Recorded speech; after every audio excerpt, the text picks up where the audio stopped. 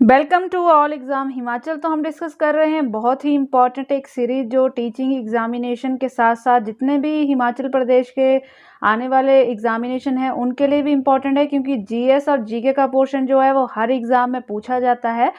तो आज ये वीडियो रहेगी 7। तो पिछले आपने 6 वीडियोज़ नहीं देखे हैं तो देख लीजिएगा, बहुत ही इंपॉर्टेंट ये सीरीज़ है और डिटेल में हम डिस्कस करते हैं। जितने भी यहाँ से एक्स्ट्रा क्वेश्चन बनते हैं उनको भी हम डिस्कस करते हैं।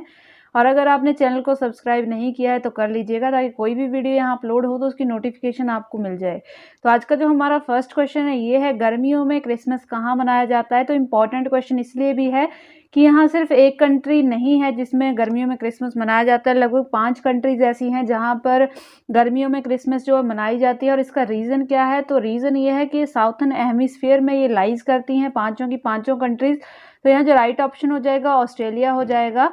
ये गर्मियों में क्रिसमस जो है ऑस्ट्रेलिया में मनाया जाता है। और इसके साथ ही कहाँ पर मनाया जाता है? तो साउथ अफ्रीका, अर्जेंटीना, ब्राज़ील और न्यूजीलैंड, ये जो 4 कंट्री हैं यहाँ पर भी जो है गर्मियों में ही क्रिसमस मनाया जाता है। तो ये पांचों कंट्रीज आपको पता होनी चाहिए, जिसमें Australia, south Africa, Argentina, Brazil और न्यूजीलैंड शामिल है। तो ये 5 कंट्रीज में गर्मियों में क्रिसमस जो मनाई जाती है। नेक्स्ट है, भारत में मैंगनीज का सबसे बड़ा भंडारण की यहाँ पर बात की गई। तो सबसे बड़ा जो भंडारण है ये किया जाता है ओडिशा में।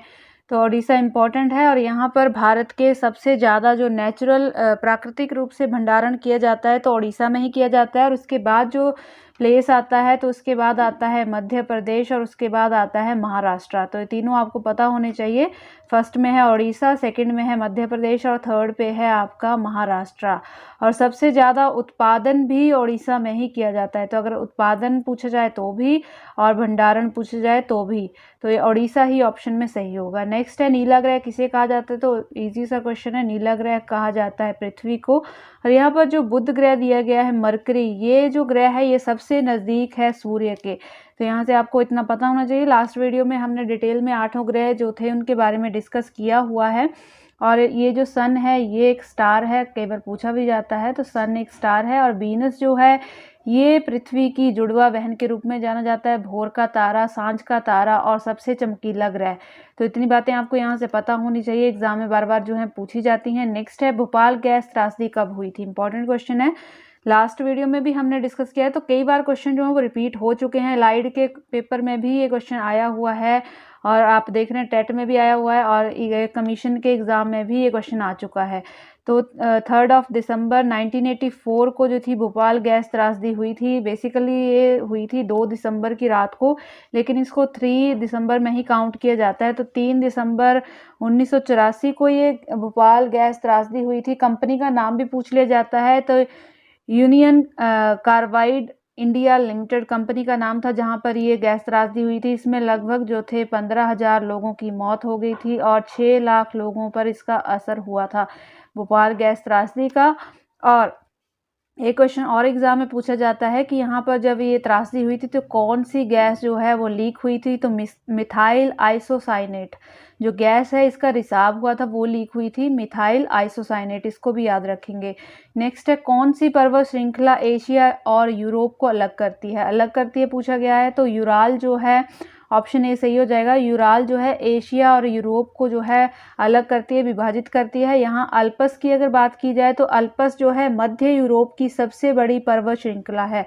मध्य यूरोप की सबसे बड़ी पर्वत श्रृंखला है ये। तो इसके बारे में भी एग्जाम में पूछा जाता है। नेक्स्ट है इंडीज। तो इंडीज जो है ये विश्व की सबसे लंबी पर्वत श्रृंखला है जो दक्षिण अमेरिका में फैली हुई है।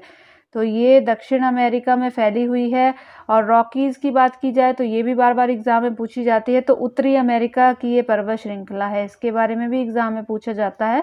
उत्तरी अमेरिका की ये पर्वत श्रृंखला है। नेक्स्ट क्वेश्चन है, दक्षिण भारत में शैव मत को लोकप्रिय बनाने वाले कौन थे। तो इसका जो ऑप्शन हो जाएगा नन ऑफ दीज हो जाएगा। ऑप्शन डी इसका सही है, क्योंकि जो माना जाता है कि जो दक्षिण भारत है, साउथ इंडिया है, वहाँ पर चालुक्य, राष्ट्रकूट, पल्लव और चोल इनका उदय हुआ था। उसी टाइम जो था इन्होंने शैव मत का प्रसार और प्रचार किया था। तो चारों को याद रखेंगे, चालुक्य इसमें है, राष्ट्रकूट हैं, पल्लव हैं और चोल, इन तीनों के बारे में ही, चारों के बारे में एग्ज़ाम में पूछा जाता है और इन चारों के समय में ही जो था इसका शैव मत का बहुत ज़्यादा प्रचार हुआ था। और यहाँ से जो क्वेश्चन है, एक बार एग्जामिनेशन में ये पूछा गया था कि अलवर किससे रिलेटेड है और नैनार जो है किससे रिलेटेड हैं। तो नैनार जो थे ये शिव भक्त थे, बेसिकली शिव भक्तों के रूप में इनको जाना जाता है। और जो अलवार हैं ये विष्णु भक्त हैं। लेकिन बेसिकली जो प्रचार और प्रसार किया गया था तो ये किया गया था चार जो राजवंश मैंने आपको बताया, चालुक्य, राष्ट्रकूट, पल्लव, चोल, तो इन्हीं के द्वारा जो था शैव मत को प्रचारित किया गया था, लोकप्रिय किया गया था। उसके बाद नैनारों का स्थान आता है, तो उसके बाद जो थे नैनारों ने इसको आगे बढ़ाया था। और अगर आपने ये टॉपिक नहीं देखे हैं तो दूसरे जो चैनल है उस पर ये चालुक्य, राष्ट्रकूट, पल्लव और चोल ये सारा टॉपिक जो है अपलोड हो चुका है, तो वहाँ से आप इनकी डिटेल जो है वो पढ़ सकते हैं। काफ़ी इंपॉर्टेंट टॉपिक हैं, एग्जाम में पूछे जाते हैं। नेक्स्ट है स्वतंत्र पाकिस्तान का प्रस्ताव कब पारित किया गया था। तो स्वतंत्र पाकिस्तान है, इंडिपेंडेंट पाकिस्तान, इसका जो प्रस्ताव पारित किया गया था 23 1940 को इसको पारित किया गया था। और कौन से अधिवेशन में हुआ था ये भी एग्जाम में पूछा जाता है। तो लाहौर में अधिवेशन हुआ था मुस्लिम लीग का, उसमें ये प्रस्ताव जो था पारित किया गया था। और पाकिस्तान नाम किसने दिया था तो ये भी एग्जाम में पूछा जाता है। तो चौधरी जो रहमत अली थे, इनके द्वारा पाकिस्तान जो नाम है ये दिया गया था। इंपॉर्टेंट है, ये भी एग्जाम में पूछा जा चुका है। नेक्स्ट है किताब उल हिंद जो थे किसने लिखी थी, बुक है ये, तो इसके राइटर के बारे में पूछा गया है, किताब उल हिंद। तो ये लिखी गई है अल बरूनी के द्वारा। इंपॉर्टेंट है, अल बरूनी कौन था, तो अल बरूनी महमूद गजनवी के साथ भारत आया था और ये क्वेश्चन भी एग्जाम में पूछा जाता है। तो इनके राज्य का एक कवि था ये, और इनके साथ ही भारत आया था जब इन्होंने भारत पर आक्रमण किया था। नेक्स्ट है हिंदू और मुस्लिम एक बधू की दो सुंदर आंखें हैं। तो ये किसके द्वारा कहा गया था, ये कहा गया था सर सैयद अहमद खां द्वारा। इंपॉर्टेंट है, जो कई बार स्टेटमेंट जो है पूछी जाती हैं कि ये स्टेटमेंट किसके द्वारा कही गई थी। मोहम्मद अली जिन्ना के बारे में भी एग्जाम में पूछा जाता है। तो पाकिस्तान के संस्थापक के रूप में इनको जाना जाता है। नेक्स्ट है रविंद्रनाथ टैगोर, तो इनको गुरुदेव के नाम से जाना जाता है और इनको नोबेल पुरस्कार भी मिला था इनके उपन्यास गीतांजलि के लिए 1913 में। ये भी एग्जाम में पूछा जाता है। महात्मा गांधी जी के बारे में तो हम सभी जानते हैं कि इनको बापू के नाम से पुकारा जाता है और सत्य और अहिंसा का रास्ता इन्होंने आज़ादी के लिए जो था वो अपनाया था। नेक्स्ट है गांधी जी के राजनीतिक गुरु कौन थे। मोस्ट इंपॉर्टेंट है, हजारों ही परीक्षाएं ऐसी हैं जिनमें पूछा जा चुका है। तो गोपाल कृष्ण गोखले जो थे ये कहे जाते हैं महात्मा गांधी जी के राजनीतिक गुरु। साथ में दादा भाई नौरोजी के बारे में भी पूछा जाता है, तो ये grand old man of India के रूप में जाने जाते हैं। लाला लाजपत राय के बारे में पिछली वीडियो में हमने डिटेल में डिस्कस किया था। ये गरम दल के नेता थे जिनको लाल, पाल और बाल के नाम से जाना जाता था। उन तीनों में से एक मेन थे ये। और इनकी मृत्यु कैसे हुई थी वो एग्जाम में आता है। तो 1928 में जब साइमन कमीशन का विरोध इन्होंने किया था तो लाठीचार्ज में इनकी मृत्यु हो गई थी लाला लाजपत राय की। और इनके द्वारा जो था केसरी नाम का अखबार भी निकाला गया था और इनको केसरी नाम से भी जाना जाता था। और बात करें गंगाधर तिलक की, तो बाल गंगाधर तिलक को लोकमान्य के नाम से भी जाना जाता है। और बाल, पाल और लाल की जो भी मैंने बात की कि गर्म दल के नेता था, तो उसमें से मेन ये भी थे बाल गंगाधर तिलक, जिनको बाल के नाम से जो था उसमें जाना गया था। नेक्स्ट है चंद्रमा पृथ्वी का चक्र लगभग कितने दिनों में पूरा करता है। तो चंद्रमा जो है पृथ्वी का चक्र जो है लगभग 27 डेज में पूरा करता है। एग्जैक्ट अगर बोला जाए तो 27.3 डेज इसने में ये अपना चक्र पूरा करता है। और चंद्रमा जो है पृथ्वी का एकमात्र जो है नेचुरल उपग्रह है, नेचुरल सैटेलाइट है। और चंद्रमा खुद नहीं चमकता है, यानी कि चंद्रमा की जो रोशनी हमें दिखती है ये वो सूर्य से लेता है। तो चंद्रमा की अपनी कोई भी लाइट नहीं होती है। और चंद्रमा की जो ग्रेविटेशनल फोर्स है ये पृथ्वी से लगभग 1/6 होती है, यानी कि जितनी ग्रेविटेशनल फोर्स पृथ्वी पर होती है उसकी लगभग 1/6 जो है यहाँ पर ग्रेविटेशनल फोर्स होती है। तो इसका ये बार बार एग्जाम में पूछा जाता है। और यहाँ से ये भी पूछा जाता है कि अगर किसी व्यक्ति का भार पृथ्वी पर 60 किलो है तो चंद्रमा पर उसका कितना रह जाएगा। तो चंद्रमा पर उसका रह जाएगा 10 kg, यानी कि 1/6 रह जाएगा जितना पृथ्वी पर किसी का भार है। नेक्स्ट है शैल की परतों में दबे हुए मृत पौधों और जंतुओं के अवशेषों को क्या कहा जाता है।